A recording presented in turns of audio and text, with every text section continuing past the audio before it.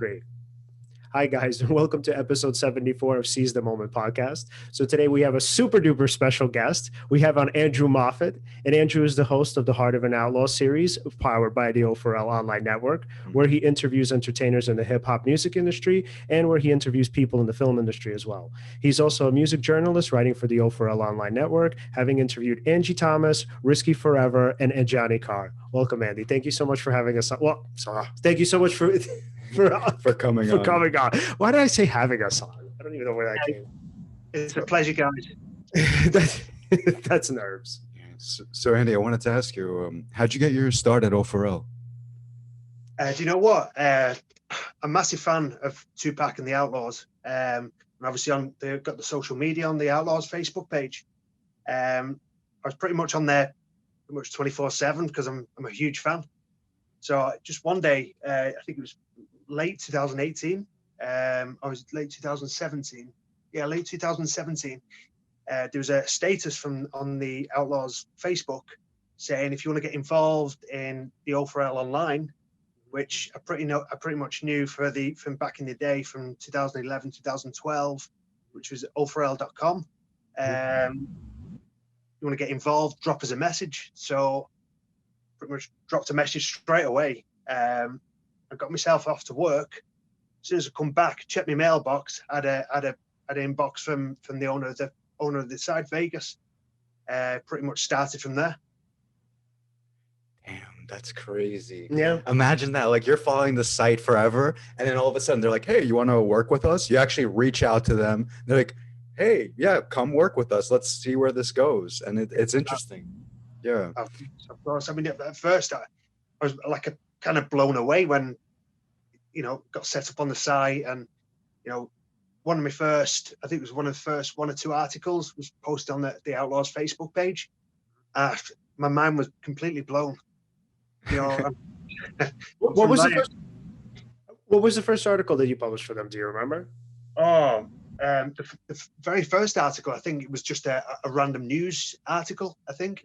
Some news story, but I think I posted about the December 1995 photo shoot when all the Outlaws was on top of the hotel roof. Mm-hmm. I think I wrote a short article about that, and basically got posted on the Facebook. Mm-hmm. Man, my mind was blown. I think that was the second, maybe third post. Mm-hmm. I was kind of addicted. I was addicted from then, basically. Yeah, I mean, I can imagine, man. Obviously, because we're pretty much we are doing the same exact thing. And so I remember the thing that really stood out for me the most, especially kind of going through your trajectory or going through your career, was I don't even know if you knew this. So Andy was actually cited in Muda's Life is Raw book. Oh yeah, no, 100%. Like, we read the book. So what's so cool is that, I mean, for you, that must have been incredible, right? To have been part of his biography. Oh, wow. I interviewed part of the Heart of an Outlaw show. I interviewed Suleiman Jenkins is the author. Of course, you guys interviewed him a bit before me. Brilliant interview, as always. And at the end of the interview, we was just shooting back DMs, and he said, I'm going to send it you just for, thanks, like a goodwill gesture, like a gift. So he sent the book, and with all the stuff with my little lad, with Samson, in and out of hospital, I'm just reading like 3 or 4 pages at a time. So I'm pretty much any spare time within the last few months, any spare moment, I've just been on my phone just reading it. Yeah. And it just so happens when my little lad went into hospital the last time, I was, of course, with COVID and the restrictions in hospital and places like that. You only allowed one parent into the actual room. So his mum went in the cot side, giving his feeds. I stayed in the waiting room. As I was in the waiting room, you can guess I'm reading through it, and just so happens that I see my name at the bottom. Mm-hmm. I was like, wow! I actually stood up and shouted, "Yeah!" Oh wow! Of course, I was feeling really down about what was happening with Samson. I just put a beaming smile on my face. Mm-hmm.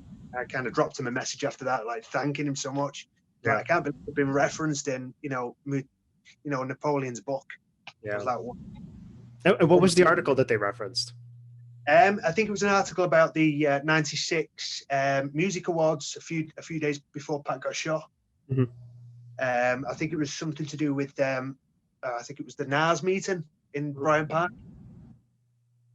I think I wrote an article about that, and obviously Sullivan's referenced that. So Yeah, and that was like such a like cool incident. I remember with since you brought it up. I mean, I think we should talk about it. So first of all, what's cool, like for our audience, Nas actually wrote a quote for the Napoleon book, which was really dope. Yeah. So I don't know how much like you know about this. So like Nas and so Tupac apparently like had a beef or whatever, you know, kind of in the late '90s or whatever.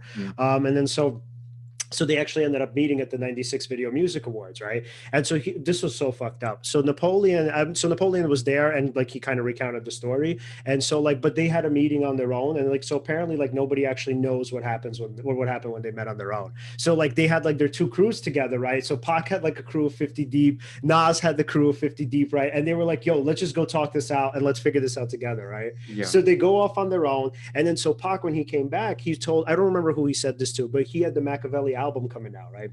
And so he told the person, he's like, "Yo, we have to take like the verse that like the diss that I did about Nas out of the album." So it was supposed to be taken out. He's like, "We're good now." He's like, "We're cool." He's like, "I like Nas." He's like, "We're taking it out." And he died. And they actually never took the verse out. So they never took I didn't know that part. Yeah. I know where the two crews met up, and they were actually both ready to kind of go at it. Right. I think Moo had more people with him. Right. So it sounded, I was like, as I was reading, I was like, all right, I mean, I know who's gonna win, Mhm. right? But then you see that like they both talk, like two leaders go talk to each other, Right. and they hash it out. Yeah. You know? I didn't know they never removed the lyric though. That's crazy. And that was so fucked up too, because I don't remember when this was, but there was like an interview with Nas. And I remember at the time I was like, "Oh, Nas is like full of shit." But he said he was telling the story, and he's like, "Yeah, you know, like he's like, me and Pac worked it out." And when I heard the album, I was like, I couldn't believe what I was hearing. Like he's like, first of all, I don't even think Nas knew what the verse was. So when he heard it, he's like, "Whoa, like where's this even coming from?" But whatever. But my thinking at the time, I was thinking like, "Oh, fuck Nas. Pac would have never rolled with him, right?" But obviously I was wrong. So, but the cool thing about that was that like they actually like worked it out. Like they went man to man, they met up. Nobody knows what happened in the conversation, but like they figured things out. So for sure. It was like a big showdown in the park, but Nas and Tupac kind of like Mutar says, isn't it? They kind of talked it out like men, kind of squashed the beef right there and then.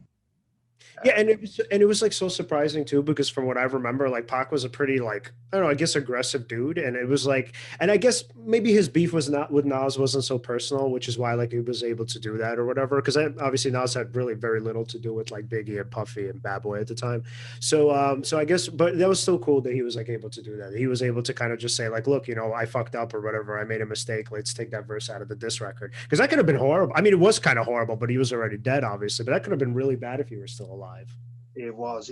I mean, I think Nas is fast forward through his concerts. I think he's actually stopped the shows. I think it was actually in 1996. I think he was actually doing a show. I think there's some footage on YouTube. He actually stopped his show to pay respects to Tupac when he heard the news that Pac actually got shot. Wow. So kind of paid big respect to Nas for that. Yeah, and I remember what was so. Did you want to say something? I got a question, but I'll do it after. Okay. So what was so dope was that, that this is like little known, and I actually just found out a couple of days ago that after Pac died, Biggie was actually bumping the Machiavelli album. Like consistently. Yeah. He was consistently listening to it. So it's like, wow, man, after like, they went through that whole thing and, Pac obviously put him through a lot of shit. He was like, "Nah, man, like that's still my friend." Wow. Yeah. Unbelievable. Yeah. I think if Pac and Biggie was still here, I think definitely they would been on a few tracks together for sure. Sitting down, settling it like adults, like full grown men. Yeah, and I mean, like, how long would that have even lasted? Like, most of these beefs, they don't go on forever. So it's like if they both lived, they would have worked it out, and especially because it was so stupid to begin with. Plus, how old was Tupac when he 25. died? 25. Yeah. Imagine what more years of maturity would do, right? Not that he wasn't mature. He was kind of immature. Time. He was still kind of immature. That's known. I mean, he was 25. He was a kid. Yeah. But the whole point is, imagine where he would be. And also Biggie too, right? Like, I actually could see where they might have worked it out at some point. Maybe collaborated. You never know. Yeah. And one thing I wanted to ask you, Andy, what about listening to Tupac for the first time connected with you? And like, when did you start listening to Tupac? You know, it was funny. Growing up, I was never allowed to listen to hip hop or rap because my parents, they was like, "Nah, it's got swearing in it. It's too aggressive. It's going to make you aggressive. It's going to make you swear. You're going to start acting out in school and so forth." So it was actually when I was around about 14, 15. I was kind of sneaking the CDs. It was back in the day. It was CDs. It's all online these days, but it was tapes and CDs back in the school I used to go to. So I used to be listening to them on the school bus, and then so when I go home, I was like, I don't know, a quiet kid, you know, kind of thing. You know, I've not been listening to no hip hop, but no, it's probably around about 14, 15. I started listening to hip hop. Started hearing, first heard Tupac probably when I was, around about 14, 15. And it just connected with me, you know, the lyrics. You know, it's so real. You know, even, you know, back home here in England, we have the hoods, we have the drugs, the violence. And what he was saying, what come across to me, was even though you grow up in that environment, whether it's America, UK, you can prosper and you know you can get out of the environment. I think that's what connected to me more than with the likes of Eminem, who was coming out at that time. I mean, don't get me wrong, Eminem was a brilliant rapper, but when I first heard Tupac with the likes of Dear Mama, it just connected to me. Yeah, and I think the major difference, I mean, from my perspective, and this is like not to hate on anybody because I obviously respect Eminem too as a like musician or whatever. I mean, his music, he's like, it's selfish, right? So it's like, yes, it's good that it's like his story or whatnot. I mean, it's a lot of sort of violence and, you know, aggression or whatnot. And I mean, it's like, yeah, you get the real person, but at the end of the day, he's not that great of a human being from the songs. I mean, I don't know him in real life, so I can't say. But like with Pocket was different, man. Like you could tell that he cared about people. He obviously cared about the community as a whole in his music. And his music was more so about hope than it was about rage. So like obviously, you know, as time went on and he had the beef with Bad Boy or whatever, it became more vicious and aggressive. But in the beginning, some of his earlier songs, like, you know, Papa Song, obviously Dear Mama, which is a classic, and sort of and like the music that he put out at that time, it was more so about like, hey, like we could kind of rise up and get out of this together. And I see kind of like, you know, the sort of sparkle in your eyes, and I see the kind of the hope within all of you. Whereas with Eminem, I don't know, man. I don't agree. Well, okay, why? What do you think? I'm sorry. I'm like listening to you talk shit Shoot. about Eminem. I'm just like, Shoot, what? All right. So there was, for example, so yeah, maybe in the beginning he was very selfish. It's about his life, you know. Mhm. First of all, one argument to that is if you do talk about your own life, that is actually very relatable. It's Mhm. like the more personal the wound, right? The Mhm. more universal, the more like you're relatable to other people. That's why they liked him. Mhm. Then there's another thing where like he started having that, I think it was the Recovery album or something like that. Mhm. And like one of his songs was about getting out of addiction, not just for himself. He's like for anyone else who was addicted or anything like that. And this didn't necessarily apply to me, but I had somebody in my family who was going through like addiction issues, and then like I'd listen to that song and it kind of like resonated with me, and like in that sense it felt like it was for other people, you know? Okay, I hear you. I don't know. I mean, I don't know his later music, so I can't speak. So I guess I can't speak on it or speak to. I understand you want to say maybe this new song Godzilla, you know, he's, you know, rapping a mile a minute. Maybe you don't know how to connect with that. That's a I different actually don't story. even. I've never even heard But- it. I do not listen to like new like rap music or any music, so I have no idea. I have no idea what the new Eminem stuff was like. I think the last one I heard was like that album Kamikaze. When was that? Oh. 2 years ago? Yeah, there's a few years back. Yeah. Yeah, that was okay. I was like, okay, cool. I don't know, man. I can't do it. Like, just new music just doesn't resonate with me. So, like, even when it comes to like new music from like older rappers, like I don't know, Nas or Jay-Z or whatever, can't do it. Of course. I kind of share your view there, Liam. You know, of course, I stay up to speed with pretty much the latest hip hop, UK hip hop. I try my best to keep up to speed. But just something about the old school, what they call it, the old school, the 90s, the 90s hip hop. It just resonates with me. You know, more than this new stuff that's coming out. But you know, like Alan's just said, I mean, if something touches you in the lyric, I suppose you can relate to that. But going back to Tupac, I mean, I didn't know of Tupac's political background when I first heard first heard at 14, 15. So I got the kind of the rage, the angry songs first, and then it was a few years down the line. I was going through a bit of a stage in my life where I wanted to research a bit more of the music that I was listening to, and that's when I read about, you know, his political views, his upbringing, Afeni's upbringing, and the involvement in the Panther 21s. So it kind of resonated with me quite loudly. Yeah, and it seems like from my perspective when it comes to like the difference, and I don't mean to like harp on this, and I'll get off the subject after this, but of like the main difference between like Pac's anger and Eminem's anger. Like again, Eminem's anger was personal. It was like look at what, you know, my mom did to me, or like look at what Kim did to me, or whomever, right? With Pac, it was like, no, like look at what this fucking country's doing to our people. Let's talk about that, right? Yeah. So his was more about like us, this is what's happening to our communities. So for him, his music was a reflection of the state of things at the time. Whereas like look, for Eminem, his music was a state of his own, you know, or a reflection of his own state at the time, which is like cool. I mean, I'm not against it. I'm just saying. No, Tupac was profound. Yeah. No. This the only thing you caught from me was just me being like, damn, he's really talking shit about Eminem right now, like hardcore. I was like, yo, if Eminem heard this right now, he'd be like, I don't like Seize the Moment podcast. No, I feel bad because like when he hears our podcast, he's gonna be pretty upset. But no, Tupac though, like himself, like he was a profound figure. Even to this day, when you ask somebody like who's there in their top 5, Tupac always makes the list, right? Yeah. I mean, it's debatable who the 5 people are. They always, you know, people play with that, but Tupac is always on the list. Yeah, you know. Yeah, definitely. And Andy, in your interviews, right, like with kind of, obviously you've had Stormy Coleman on, you've had Napoleon on, right, you've had Ajani on. So I know you usually ask people like who their favorite rappers is. I'm assuming it's the same thing for you too. They always mention Tupac somewhere in like the top 2 or top 3. Definitely.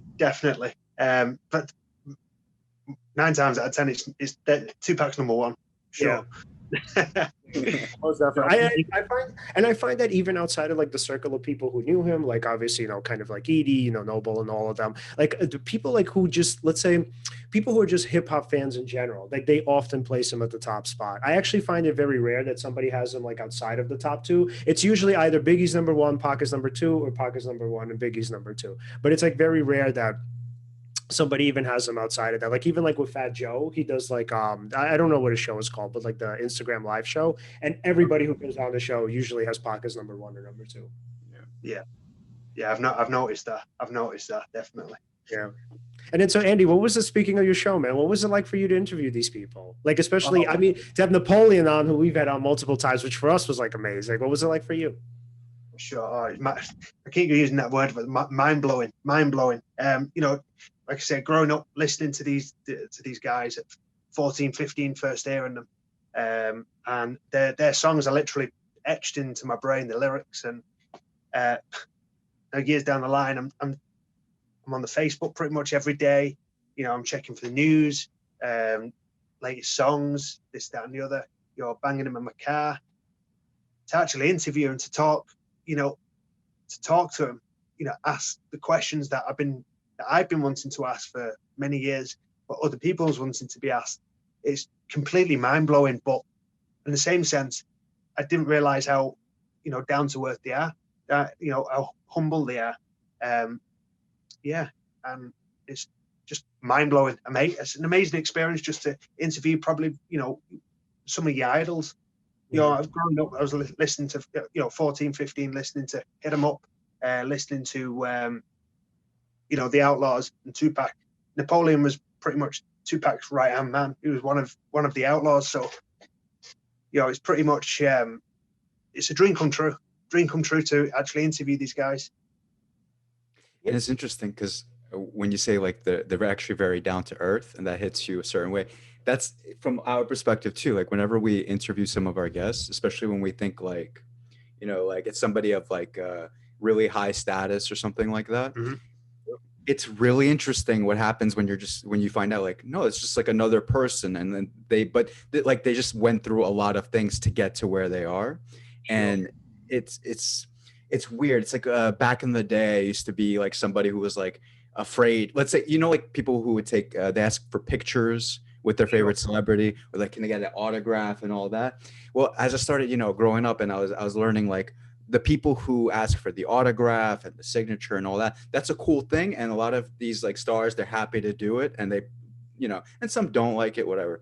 But one thing that I noticed is, like, if you ever wanted to be on the same level as these people, or like friends with them or whatever, it's like you don't necessarily ask them for that kind of stuff. It's almost like, instead you're on the same level, like you somehow get on the same level, and you start to have a conversation and like a back and forth. And it's insane when you start to realize, like, that they're just like normal people too. It's interesting, like, from an interview perspective. Yeah, definitely. I feel what you're saying. I definitely feel what you're saying. I interviewed Stormy Coleman a few weeks ago, and his interview almost ran over because we was getting into so much stuff.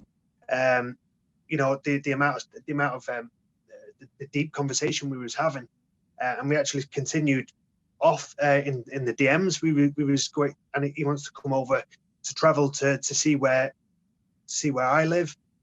So I mean, once COVID's over, who knows? But going back to the point, they're so down to earth, and listening to him, you got your headphones on, or you just blast them through the speakers, or you see some of the music videos on TV, but actually have the conversation and talk about the stuff you're talking about.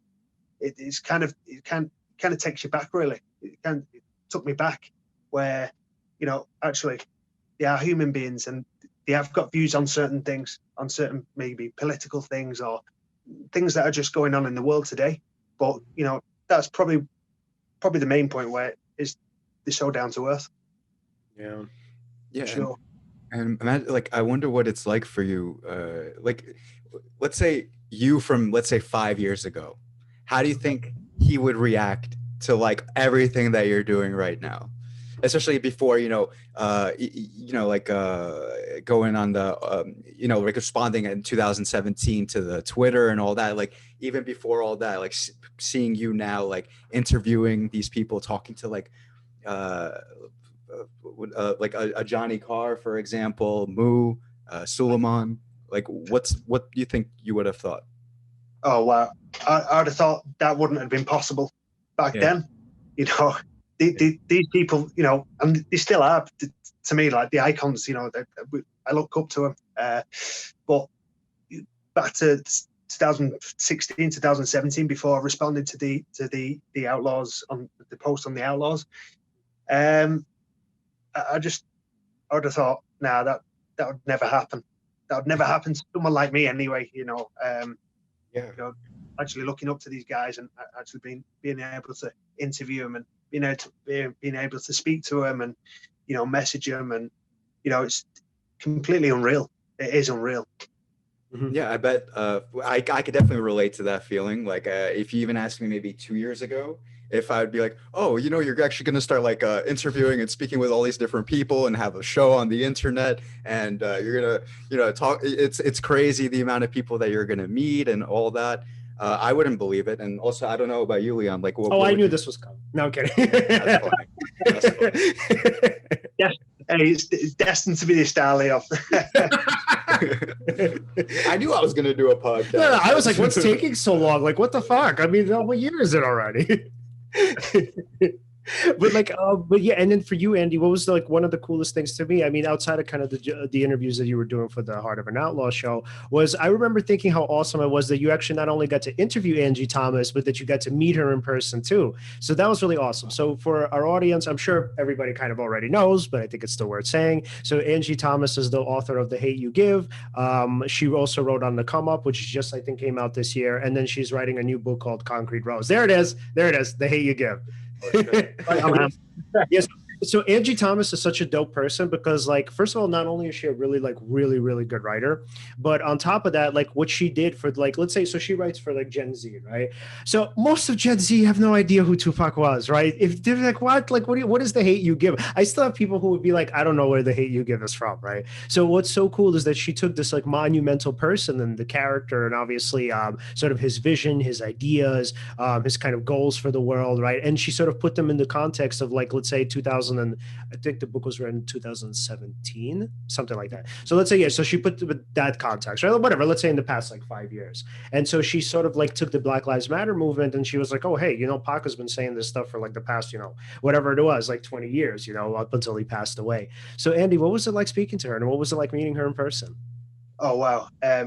She come up over here for a book tour, which is she did a book tour through I think a few cities over here. I think Birmingham was one, and Manchester, which is literally 15 mile down the road from me. So no doubt, bought the tickets, headed straight down there. Was first in line, was on the first row, and she come down and I think she spoke for just over an hour about the book, about the concept for the book. The concept for TheHateUGive, and then she got started going on about where TheHateUGive come from, Tupac. Of course, my ears pricked up, but she took some questions from the audience, and then she had a book signing. So, me being me, I thought I'm pretty for this interview that I did from I think it was the year previous. So I printed the interview out. Queued up in line, and she actually remembered me. So she's like, "Oh, you're from the O4L online." I was like, "Wow, wow!" But she said she enjoyed the interview. She again down to earth, and I got the interview signed by it. It's pretty much it's framed downstairs. So yeah, and there was she's really humble, dead down to earth. Well, yeah, it was brilliant to meet her actually in person. Yeah, no, it kind of seems like it. So I know obviously a lot of writers are like kind of closed off, and you don't really get to kind of like know much about them, obviously, because they usually kind of keep to themselves. But it seems like I know Angie's like pretty active on like Twitter or whatnot. Do you know like does she do a lot of like these talks, or like before COVID was she doing a lot of them? Yeah, she does. I think she does. She did one in the States just before she come over to the UK. I'm not too sure where it was, but I think it was. She did like at certain parts of the States, and then she go over to the UK. But with the COVID and stuff like that at the moment, obviously the world's pretty much shut down. But I think she's planning on releasing a book in January. I'm not too sure of the title. Yeah, Concrete Rose. That's the one, Concrete Rose. It just It's a really cool name. Yeah, such a cool name for a book. Oh God, yeah. Of course it is. But I think, hopefully, fingers crossed, she'll be doing some more book tours once all this COVID's over. Yeah, and imagine if you could even get her on the Heart of an Outlaw show. How dope would that be? Oh wow, that'd be brilliant. That'd be so awesome. It really would. It really would. Yeah, and I think she'd be down. That'd be interesting. I mean, nobody can say for sure, obviously. No, I'm surprised. There's some guests that like we thought like, nah, they're not gonna. No, like you actually send them like an email. They're like, yeah, sure, I'll come on. I'm like, oh, okay, cool. I just if you don't ask, you never That's know. True. Yeah, that's actually true. Yeah, of course. And just to stop you guys there, I'm a massive fan of your show. Your podcast. I've listened to every single one of them. Every single episode. Every single episode. It's amazing. It's amazing. Thank you so much, man. And obviously, and I've listened to every single one of the Heart of an Outlaw shows too. Did I miss one? No. I mean, I wasn't like on live for all of them, but yeah, I definitely listened to all of them. Thank you. I appreciate that. You're very welcome, man. So, and by the way, how did the idea come from or where did it come from for Heart of an Outlaw? We was doing interviews for the articles and all online based, which I was doing quite a few. I mean, I have interviewed. Taking the artists out and taking people from the hip hop industry. I did don't know if you've seen it on the website. Did the Tupac art inspiration series? Yes, that was dope. Yeah. So I was interviewing quite a lot of visual artists, and I thought just maybe I could do this on like a video platform, and I kind of took some inspiration from you guys. And for me, I'm pretty much a shy person, so. Oh, me too. I was toying with the idea. I just thought I'm going to go for it. Put the idea out and to Vegas. As I'm sure big shout out to Vegas. Yeah, most Um, and he was on board with it. So tossing up a few of the ideas for the name of the show. I just come up with the Heart of an Outlaw show because, you know, I just feel I feel what's the word I'm looking for? I feel inspired by the Outlaws and what Tupac did, and of course being the O4L online network, it's the Heart of an Outlaw for sure. Yeah, and it kind of seemed like the next step for you because, like, I obviously, you know, we talked about you started out as like a journalist and you were covering different things that happened in the past, like with the Outlaws, with Pac and whatnot.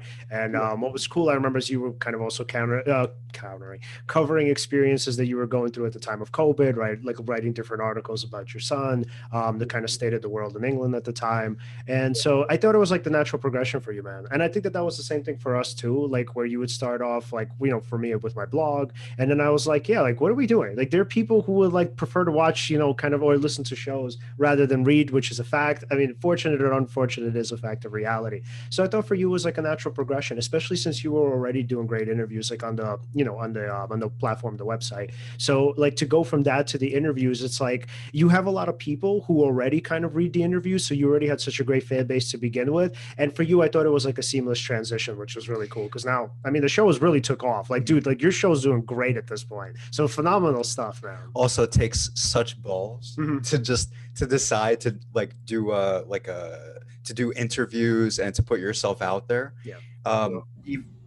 Even for us before we even started, I don't know, like the first the first episode, it was probably the easiest to do because we just sat down in front of the camera, like we don't know what's gonna happen. Of course. Put it out there. But then the whole process of like, no, you gotta be consistent. You gotta keep doing this, come up with ideas. Maybe we should start having guests. How does that work? You know, then you start to reach out to them. You're like, I don't know how this works. Okay, I'll try, you know. Then you have your first guest. Then you have your first tech issue, you know, like all of a sudden, like we would use Skype. Yeah. Right. And then, and like some other program to record, that program would shut off. Like we had this was not even that early on. This was Eric was episode 30 something. Yeah. So we had the Brooklyn Borough president on, and we literally lost the entire episode. The whole episode. No. Oh yeah. Yeah. It was so bad. It was so bad because it was actually probably the best interview we ever had too. He said the most. Like, yeah, he was really wise, so we lost all of it. This was like in the beginning of COVID, and it's the beginning of COVID. The beginning and of he COVID. said some of the most like the things that like you hear famous people say like in speeches that get recorded and put into songs or into like those special videos. He said some shit that like it hit you so hard. And I was like, this is gonna be our best episode. Yeah. Then after it's done, we say goodbye to him. He was awesome. I was like looking, I was like, oh no. Like, and then Leon's like sitting back on this couch. He's like, oh, I'm done. He's like relaxing, all that. Yes. And then I'm like, oh no. And then he looks in my eyes. He knows something is wrong. And I'm like, the episode's not here. He's like, what do you mean it's not here? And then like, it was rough. Then we ended up getting an interview again with him, which by the way, that was awesome on his part that he was like willing to do that again. Yeah. But yeah, we only got like, I think 1 minute recorded from that or something. From the first one, yeah. Yeah, it's like a lot of growing pains, man, doing this. Like, especially from like the tech side, because like we're not like tech people. So to figure this stuff out on the go or on the fly or whatever, it's kind of gets to be a bitch.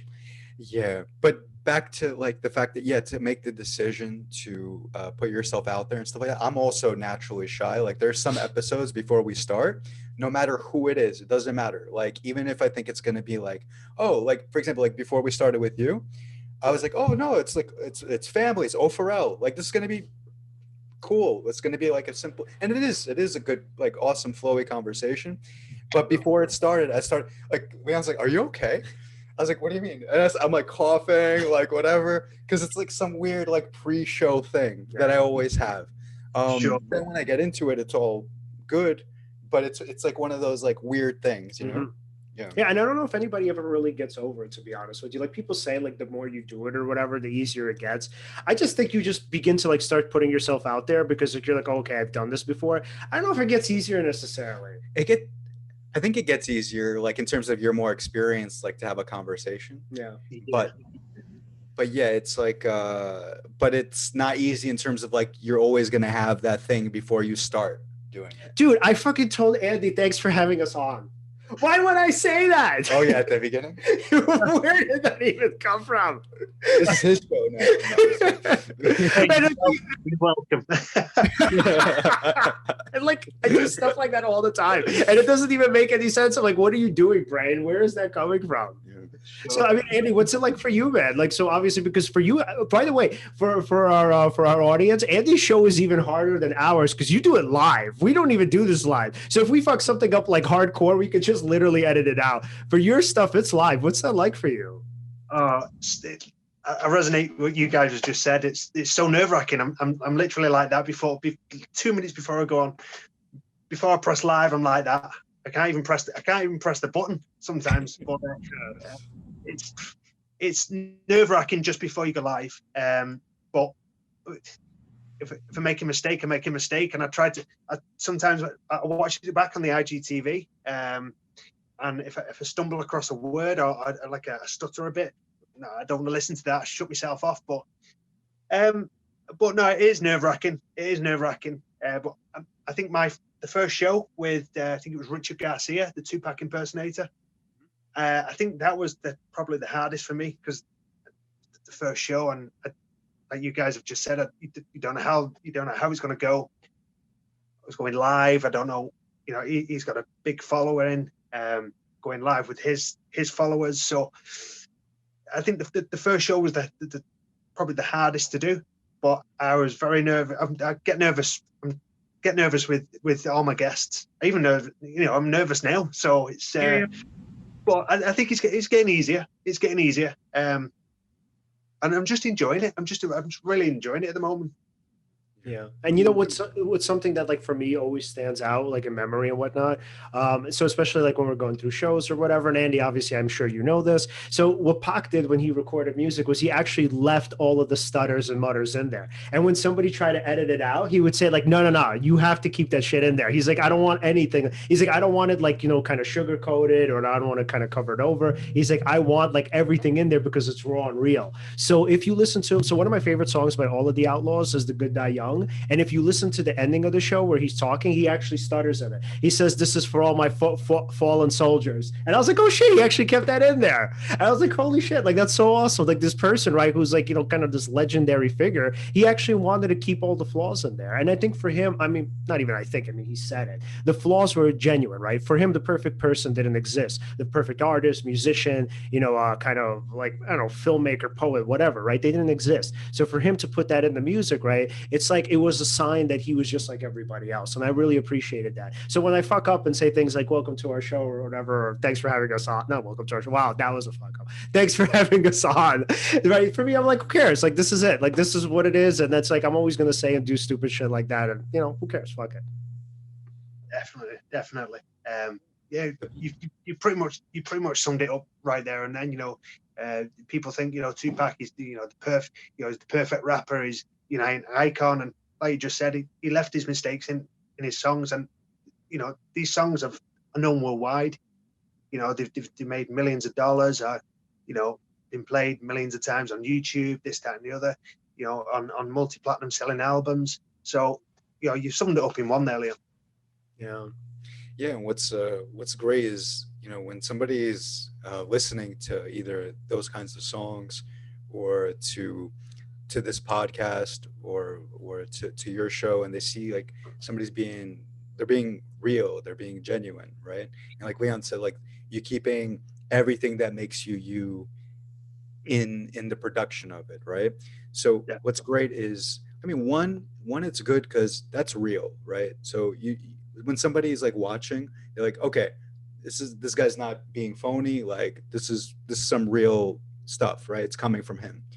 The other side of it too is like it also gives people the confidence to be like, oh, maybe whatever I need to do doesn't need to be perfect before I do it, right? Because there's a lot of and I relate to this. I'm still like this in other ways, maybe not with the show, because like we'll still do the show obviously, but sometimes like before you do something, you need things to look perfect or look a certain way. Yeah. But But if you know that maybe you don't necessarily have to do that, like sometimes it's just about starting or just about doing it or just like going with the process and like, and you know that you're going to get better and better and better as you do it more and more. I mean, and not even that, like whatever you're doing is not about, it's not about whether it's good or not. It's, again, it's real. So that's what's already good about it. Yeah. But anyway, you just know that you just like, it's like a skill that you build up anyway. So yeah. Yeah, and I mean, if you think about it, I mean, you guys already know this. Most of the garbage on Instagram is like highly curated. And then when people look at other people's lives and profiles and whatnot, they're like, oh my God, like I'm nowhere near as perfect as this person. And it's like, dude, that person is nowhere near as perfect as that person. Mm. It's like what you get on the internet 90% of the time is literally just, it's like the highlight reel. And sometimes it's not even that. Sometimes it's just complete fluff and complete garbage. And people kind of compare themselves to like ideals that are really, I mean, they're existent in the sense, but only existent in their own minds. I mean, that kind of thing anyway. I mean, that has, listen, I'm not gonna, I get what you're saying. Like, I really get it. You're like, oh, okay, they're being fake and all of that. But even that, like, in terms of like advertising, right? Like, you know, the way things are presented, they are presented as like they're perfect, right? Yeah. So, I mean, it works like whatever they're doing. It's a form of like marketing. So Yeah. I'm not saying it's correct, like it's the, you know, the right, you know, way to be or whatever. But if you see something that works and you're kind of about selling things or selling yourself or whatever, or building a brand, I mean, I'm not gonna knock it 100%. But I get what you're saying. Like, yeah, it's like a fake presentation or whatever. Yeah, I mean, Yeah, the thing is, this is the way I see it. And I know this is kind of a little bit, you know, kind of different than what we were talking about, but I do think it's an important conversation to have.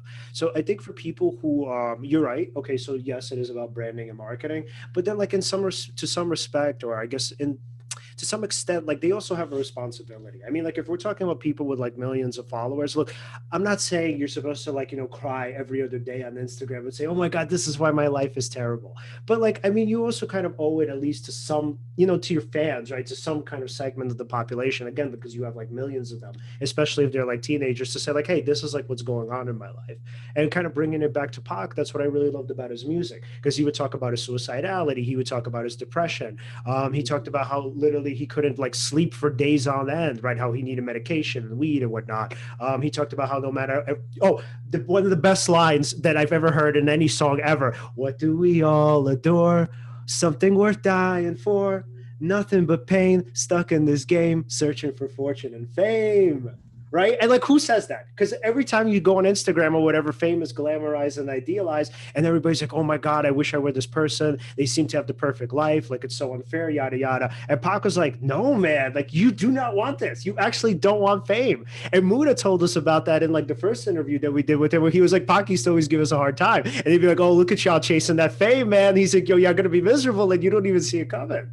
So it's like, that's what I loved about him, because he could put that out there and he could say like the stuff that you guys are jealous about, like let's say, you know, all of us in like the real world, he's like, it's not as ideal and it's not as glamorous as you think it is. I mean, yes, it's partially the fault of that industry that kind of, you know, curates it heavily and puts it out there as this great thing to chase or like admire or whatever. But the point is, but then you have people like Pac who would say like, look guys, like this thing that you're obsessing over, you actually really don't want it, because I'm still really depressed. I'm still suicidal. And yet I have all of these things that everybody else seemingly wants. Sure, definitely. You know, you touch on your point early on. You see him in the photo shoots, you know, flashing the cash, the jewelry, you know, the gold rings, and you know, and like you say, he told the other side. He's showing you, you know, you can have this, you can have the glitz, the glamour, but there's also this side as well. You know, where I've still got these thoughts. I'm still down. You know, I need medication. I need alcohol, you know, just to get by, or just to get, you know, just to get through the day. So I think Tupac actually doing that and showing his fans, showing the people that actually fame isn't, you know, that glitz and glamour that we all see on the TV. Yeah, I back in the day, I don't know if you know, back in the day, I was a semi-professional bodybuilder. So my posters were throughout the gyms across the UK. Me with my top off posing. I look nothing like a bodybuilder these days, but I was like touching 20 stone, pure muscle. And my like I say, I was on advertisements. I was sponsored by a few different nutrition companies, and it was basically saying on the headline on the poster, take these products to look like this guy. And it's kind of not wanting to, downplay the companies, because all the companies that I was sponsored by were brilliant companies, but it was just hard, true hardcore exercise, weightlifting and good food. I mean, the supplements that I was taking did help, but the way the advertisement comes across, the way they put it across, it was false. It was definitely false. I could say that. Wow. That's so cool. I didn't know you were a bodybuilder. That's badass. Yeah. I look nothing like a bodybuilder these days, just your average Joe. But no, I was semi-professional bodybuilder. Yeah, going back to like 2012, 2013. Wow. Well, I mean, so two things. First of all, thank you for telling us that. That's really dope, and I think that's like a great story. Just knowing that kind of how terrible or how like fucked up like marketing can be. And then the other thing is, look, man. Honestly, I think there's like not enough respect for the dad bod, because like think about it like this, man. Who the hell wants to be with a person who's like a gym rat going and lifting like 5 days a week, which is what I'm assuming you were doing while you were lifting. 6 days a week. Yeah, like you can't have a family. Like, and you, man, you have like 3 kids, right? You're not gonna have 3 kids and literally lift 6 days a week. That's not possible. I don't agree with you. I think you could go to the gym, and it just depends 6 on your days a week? habits. Yes. I'd love to see you make this work with working 9 to 5, taking care of 3 kids.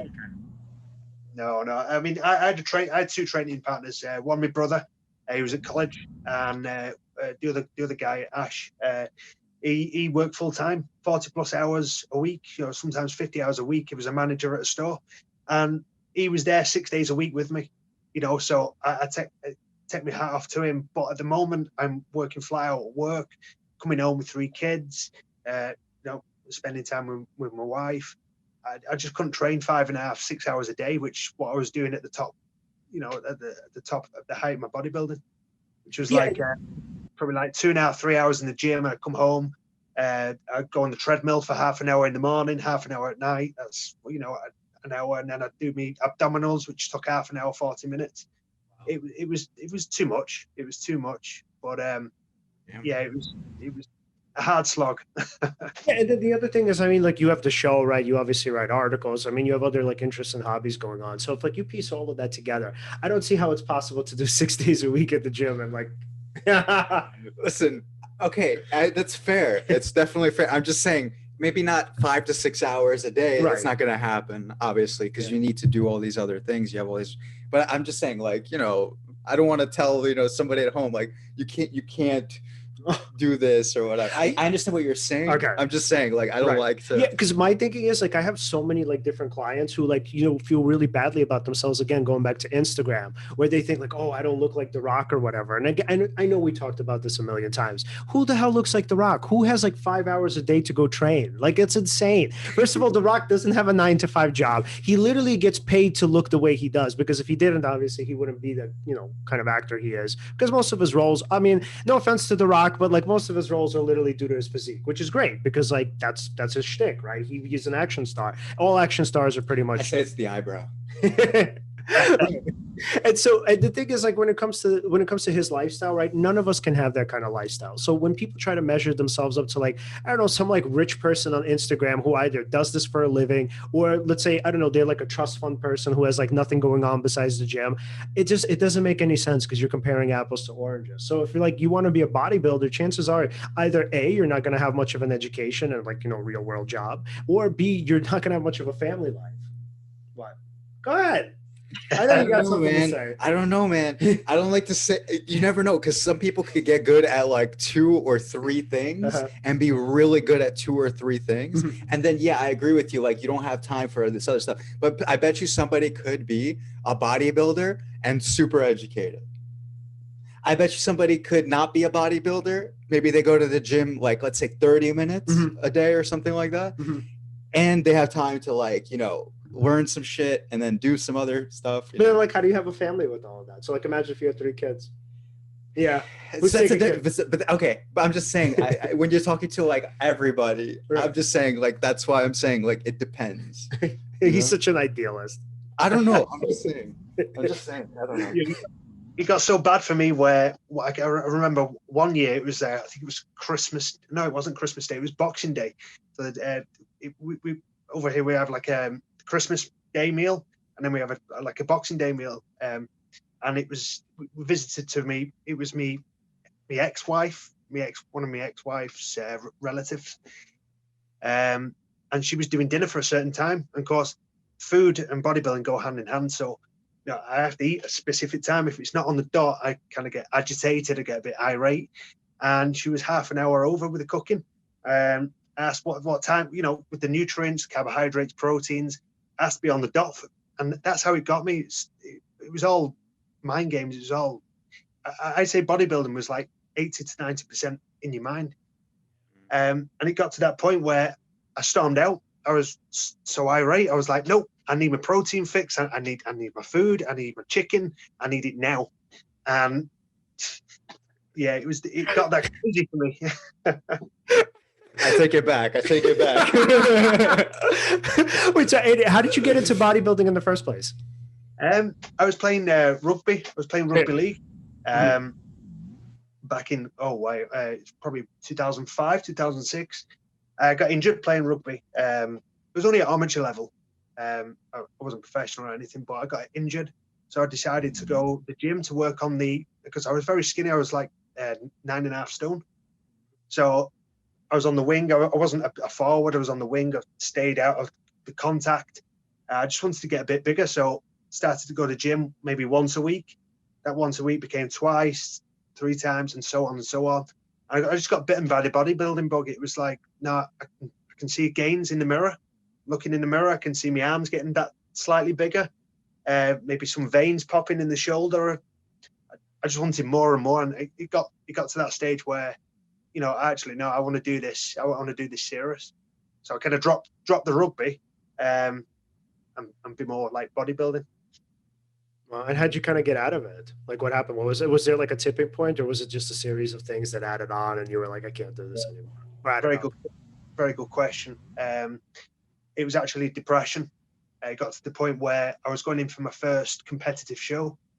It was 2013, and it was a 16-week diet. So I started. I think it was the first week in January. It was the first 1 or 2 weeks in January. And I give myself around about 16 weeks to prepare for this show, a local show just down the road. And I was about 3 or 4 weeks out. So each week I'd drop my carbohydrate by, I don't know, maybe 20 or 30 grams, to the point where carbohydrate is used for like energy. It's like your sugars or whatever. My carbohydrate intake was less than 5 grams of carbohydrate, where normally if I'm training 5 hours a day, normally I need about 400 or 500 grams of carbohydrate. Wow! So to drop the carbohydrate and keep the energy levels going, the two didn't match up. I was training 5 to 6 hours a day with very, very little energy, very little sleep. I kind of got to a snapping point where I'm seeing it's my ex-wife at the time now, my wife at the time. She was eating all this stuff, and no disrespect. She can eat whatever. I thought I was more mentally strong back then, but I just guess the stress of everything, the strain of the exercise, it just got to my mind, and I thought, no, I can't do this anymore. Just for a trophy, just for a plastic trophy or whatever. It's not worth my mental health. So I just stopped there, and then literally about 2 or 3 weeks away from my first show, I was in the best shape of my life, but mentally I was shattered. Yeah, man. And I think that's a form of strength there, to be able to walk away when you think like you have so much in front of you. Definitely. I was in the best shape of my life. A lot of my friends from the gym saying you're gonna smash the comps. You've got a bright future ahead of you. You're sponsored by these companies, but I just couldn't do it. Honestly, I couldn't do it. It wasn't worth me going down that road. Wow. So I just give it up. And you can imagine I just had a binge of food that evening.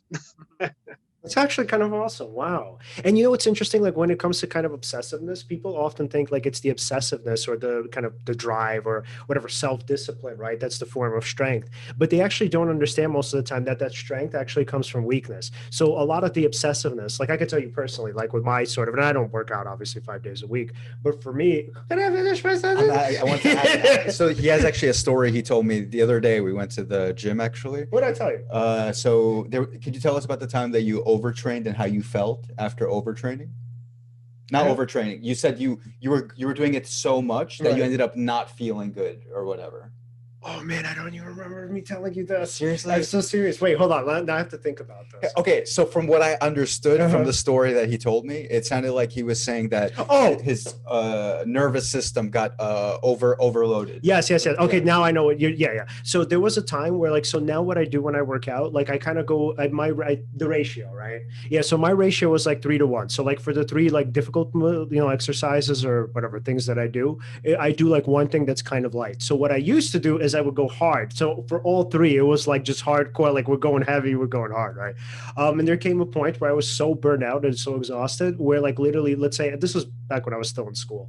I would come and I would like be sitting at work and literally I would have nerve pain in my arms, right? And I'm like, so I have a cup of coffee in front of me, right? So this is me. So I'm like sitting there at my desk at my internship and I'm trying to pick up the coffee and as I'm getting it up, all of a sudden I feel like a slight shooting pain from my elbow to my fingers. And I'm like, oh, and they put the cup down. Wow. And the person who's like sitting with me, she was like, are you okay? And I'm like, just a little bit of nerve pain. But like literally it was so bad because my arms and like just, I guess, what was it? My arms, my chest, my shoulders were just so tired and kind of so, what's the word? It was not deteriorated, but whatever, close to it. It was so debilitating that it got to the point where I realized that it wasn't worth putting in that much effort.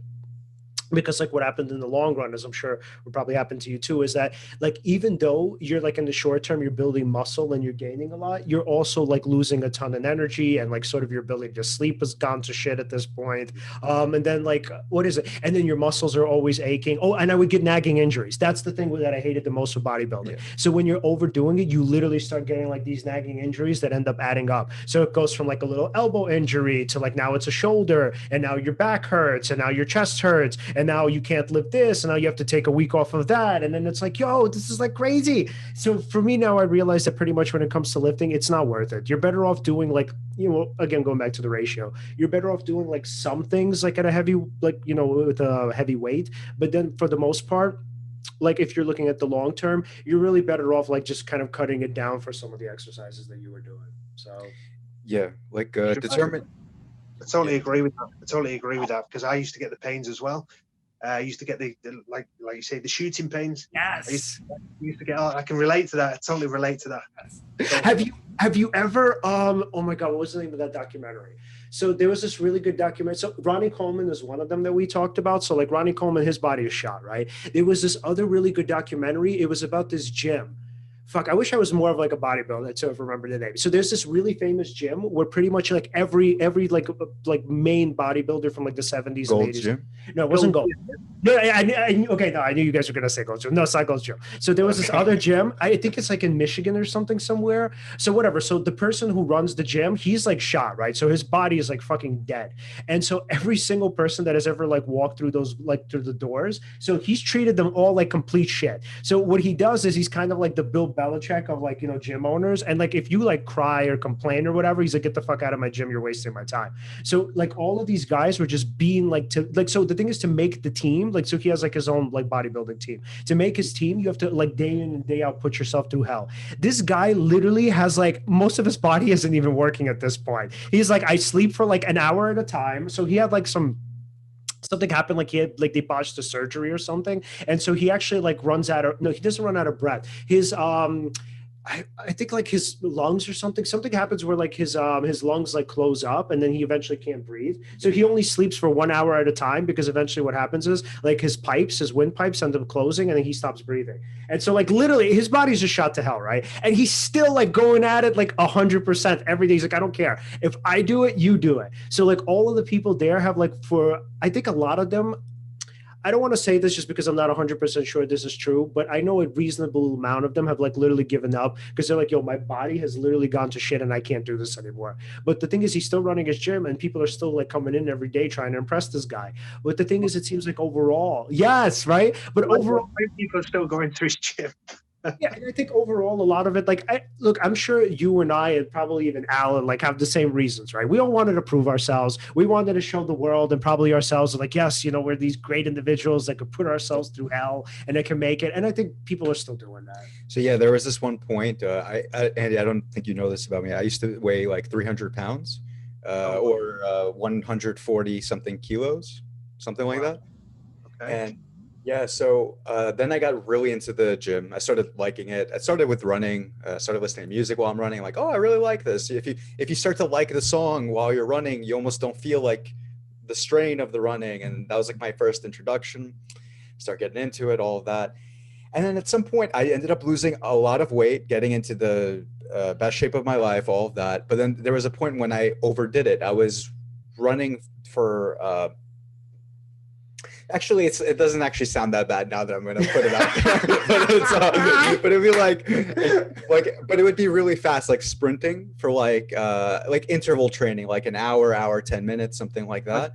I ended up like I didn't destroy my ankles, but my legs did suffer from it. Then I couldn't run for a while.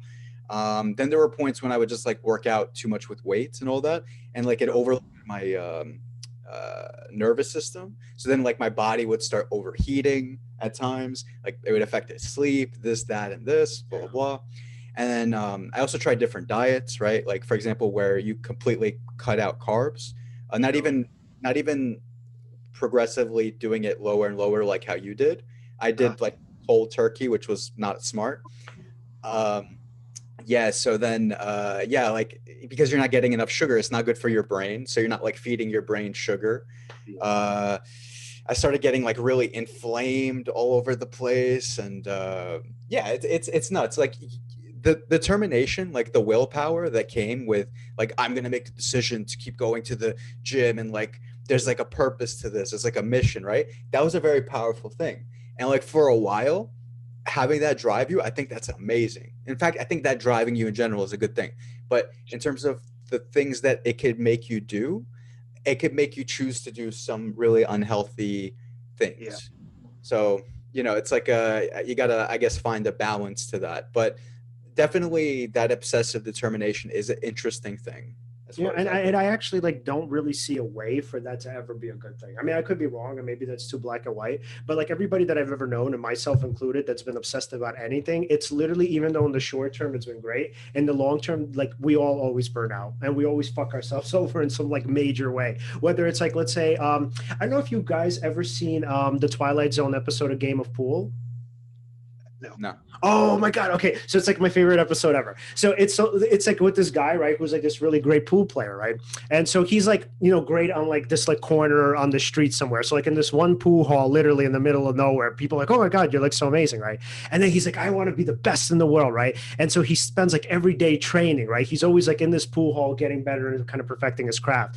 And so there's this other guy named Fats Brown, who at this point died like 15 years before like this show happened, right? And so Fats Brown is like the greatest like pool player, you know, that neighborhood had ever seen. And some even say he's like the best in the country. So essentially Fats Brown gets called up from heaven. And so he's like, oh, you know, the angel comes or something. And she's like, well, you know, this person is challenging you, right? He wants to see like who the best like pool player actually is. And so Fats Brown ends up like coming down, and he's like, oh, so you want to fight? You want to, you know, play me? You want to fight, right? And the guy is like, oh yes. He's like, I've been waiting for this moment my entire life. He's like, all I ever hear is Fats Brown this and Fats Brown that, the greatest. He's like, I'm the greatest, I'm the best. And he's like, oh really? He's like, okay. He's like, how about we do this? He's like, why don't we do a little wager? If you lose the game, you give me your life. And he's like, wait, what? No, I don't want to do that. And he's like, oh, but I thought you were the best. What happened? He's like, you were so sure of yourself. He's like, that's it. And he's like, what if I give you money? He's like, think about it. What's that going to do for me up there? He's like, what am I going to do with that? And so he says, all right, fine. He's like, you know what? I am the best, and I'm going to prove it, right? So they end up like going through the game. And so like they're having this dialogue together. And so he's like, he's like, I've been spending like, he's like, I never go to the movies. He's like, I haven't dated a girl in years. He's like, I'm here. He's like, this is all I do. And I'm going to prove to the world that I'm the best. Right. And and Fats Brown is like, damn, man. He's like, really? Like, this is what your life has become? And he's like, well, yeah. He's like, that's what you have to do to be the best. Right. And he's like, no, man, no. He's like, I've lived. He's like, look, I mean, he's like, I've made love before. And he's like, I've like had like, I've been with women. He's like, I've been around the world. I've traveled to like all of these different places. He's like, you can't like spend the rest of your life cooped up and buried in this dump. He's like, what are you doing to your life? And he's like, oh, I see what you're doing. He's like, these are just mind games. He's like, you're just throwing me off my game. No, no, no. He's like, when I win and I show you that I'm the best, he's like, you're going to know. He's like, and then you're going to know that you'll never be able to come back here again or show your face. Right. So they're going through the game. And so like Fats Brown ends up getting a lead. And he's like, look, man, he's like, I'll tell you what. He's like, let's go back on our bet. He's like, just walk away. Right. Walk away and go live your life. He's like, no, no, no, man. He's like, I've spent too much time on this. Like the whole, like the fallacy of, like the idea of a sunken cost. Like, oh, I've spent so much time on this. Now I have to see it through. Right. Here's the interesting thing. He actually ends up winning the game. And so, so he wins the game and he's like, I did it. He's like, I did it. Oh my God, I'm number one. I'm the best. And Fats Brown like packs up like his pool cue and he's like, okay, man. He's like, you did it. He's like, congratulations. And he's like, oh, look at you, so bitter now, right? And he's like, no, no, no. He's like, congratulations. He's like, you're the best. You did it. You won. He's like, I'm happy for you. And he's like, this doesn't make sense. Like, why aren't you more upset? He's like, what do you think heaven is like for me? And he's like, I don't know. He's like, glory, fame. He's like, it's this amazing thing. He's like, no, man. He's like, I don't have a life. He's like, literally every single time like that somebody like you has the notion of beating the greats, Fats Brown, I get called down here to play you bums. And he's like, I'm sick of it. He's like, I literally have no life up there. So he's like, congratulations. Now this is your time. You're the one who's now going to have to spend the rest of your life proving that you're the best. I'm done. So like now it kind of like the camera goes up to like heaven and it shows like the table where he was pretty much residing and just like doing nothing or waiting for these people to call him. And now it's like, it's a sign and it says Fats Brown was here, gone fishing. And that's it. Now he's happy. And he's like, you've literally released me from my chains. He's like, I'm actually happy that you won. And so he says to him, he's like, you don't get it. He's like, I was waiting for someone like you. I was waiting for somebody to actually beat me, to let me out of this fucking misery. He's like, I hate this. He's like, congratulations. It's yours now. Bye. And so literally now he gets to go live his life. And he's like, I'm done. Crazy. Oh, wow. Uh-huh. That's why. That's amazing. Now, what was he called again, Leon? It's called. Yeah, so it's the Twilight Zone, the series from like so they had like 4 incarnations. So they had one in the 60s, then they did one in the 80s, one in the early 2000s, and now there's like a new one now that directed by Jordan Peele. So but this one is from the 60s and it's called The Game of Pool. Okay. I'm gonna check that out. Such a good episode. Yeah. And so again, going back to that obsessive drive, the idea is like, oh, like if I become the best or whatever, I'm going to be happy. Like, this is it. And this guy's like, no, dude. He's like, this is awful. He's like, this is literally like a form of like slavery. He's like, you're literally, it's like, yes, you're the best, but then now you have to prove it all the time. Now you have to keep defending your title. And he's like, no, there's no end to this. And literally for him in this sort of metaphor of like heaven, right? He's literally doing nothing but waiting for these challengers, these assholes who are like trying to like beat him and prove themselves. He's just waiting for them to call. And now he's like, great, I'm done. I'm free. Bye. Good luck with this. Wow. Yeah. Damn. Well, no, I think you hit the nail on the head yet again. I think you mentioned Ronnie Coleman right there. Yeah. Looking at his body with the amount of dedication he's dedicated to bodybuilding over the years, his body's shot. Yeah. And it's a shame. I mean, the bodybuilders I was looking up to back in the day when I was bodybuilding, they can't walk, they can't lift anything, So that's pretty much what you've just been saying. It's society. It's sad the way society is. I want to be the best. I want to be the best. This, that, the other. But what are you sacrificing? I sacrificed quite a lot. I sacrificed. I didn't go out. I didn't have a social life. I was always tired. Working, gym, sleep. It wasn't a life. So I get what you're saying. I really do. Yeah, and it's like it was the same thing obviously with Ronnie Coleman too. I mean, like he was the best. I mean, that's it. Like you did it, right? Look, I don't know Ronnie Coleman personally, but I wonder like if he could ever go back, like what would he choose? And by the way, as I'm sure you guys know, some people would say no, I would do it the same way all over again. So for them, being the best is so important that I mean, they're like, I don't care. Like I don't, care what the detrimental effects are. My thinking is like I just wish when it comes to Instagram, just kind of like success in general, people just knew the whole story. Like, we talked about Pac and the whole idea of like fame has this dark side. I just wish like before people made their decisions, like with football, right? If you're going to play in the NFL and you know about CTE, so I mean that's kind of your decision at this point. So I just wish people kind of knew rather than glamorize like what it would be like to be famous or what it would be like to be a success or a champion or whatever. I mean, Michael Jordan even said, he's like, yo, people don't know what my life is like. He's like, this is not like all, kind of like, I don't know, rainbows and sunshines or whatever. He's like, this is hard. Most people would not want to be Michael Jordan. And I agree with that. And the problem is like, because we idealize it, we often, number one, spend a lot of time like sort of fighting for and wishing for something that's not as great as we think it is. And then the other thing is when we don't have it, we feel like shit about ourselves because it's black and white. It's my life is shit. This life is amazing. I now have to find a way to get here because if I don't, I'm going to continue to feel like shit for the rest of my life, even though the life over here isn't that amazing to begin with. So, I mean, yeah, you learned some lessons though. I mean, like Moo, for example, he learned so many things from like he had all the money, he had the girls, he had a nice home, um, and like he saw that's not like even when he got everything he wanted, that was actually the thing that made things worse for him, right? Like I forgot what that saying is. It's like um like something about desire, like if you want you could have everything, you could, okay. I forgot what it is. It's like one problem with wanting something is like you could not have what you want, and the other Yes. problem is you Oh, could that's an get what you Oscar. want. That's an Oscar Wilde quote. Yeah, yeah, yeah. Yeah, So there it's you go. there are two tragedies in life: Thank you. not getting your heart desires and getting your heart's desire. Yeah, Perfect. yeah, yeah. Right, Okay, right, right. yeah, yeah. So pretty much like even if you get it, right, then there's still like there's something in you that still needs something, like that drive to be Yeah. the best or to have more And to then- maintain it. and to maintain it. Right. So, but what's cool is about about Napoleon is that he, it took a lot, but he ended up seeing like what was wrong with that lifestyle. Yeah. And he ended up still like being able to retain being famous and having many things that he wanted, but then still keep kind of like meaning in his life, Yeah. right? And to be able to, I mean, here's the thing: not everybody who becomes famous learns a lesson, right? About oh, fame sucks, all that. Some people just go through the tragedy of it, and then it's just like they become like a cautionary tale. Yeah.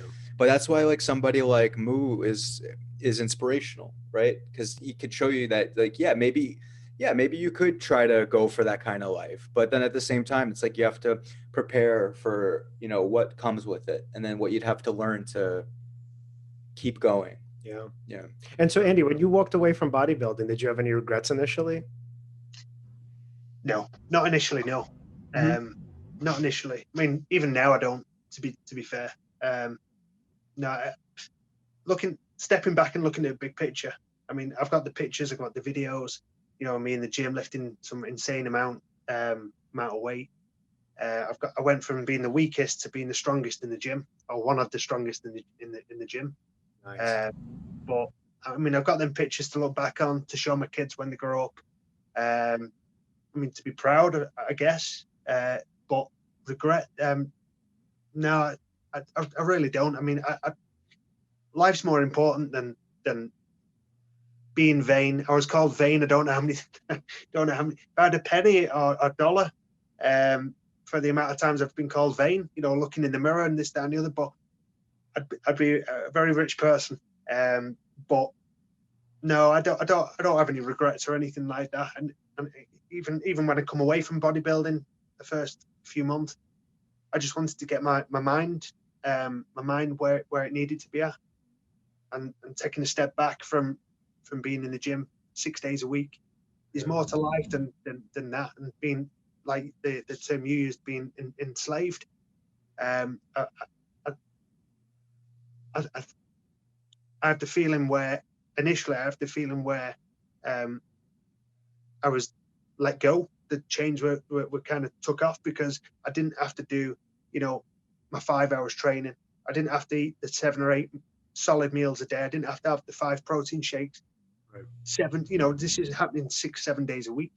There was no day off. There was no time for myself, no time, no quality time for anything other than the gym. So no regrets at all. I mean, I'm glad I did it, but no regrets coming away from bodybuilding anyway.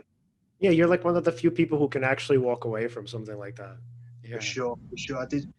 I know a few personal, on a personal level. I know a few people who's took their own lives dieting for bodybuilding shows, and made themselves seriously ill, with the dieting side, and maybe they're using performance enhancing drugs, and they've had an accident doing something with that, or they've took it a step further where professional bodybuilding, it's mostly about the drugs, really. I mean, if you're not on certain types of steroids or insulin, growth hormone, you're not gonna make it on the world stage. And I kind of looked at that. I kind of thought, at the amateur level, I mean, it goes on at the amateur level, but it's like tenfold when it comes to professional bodybuilding.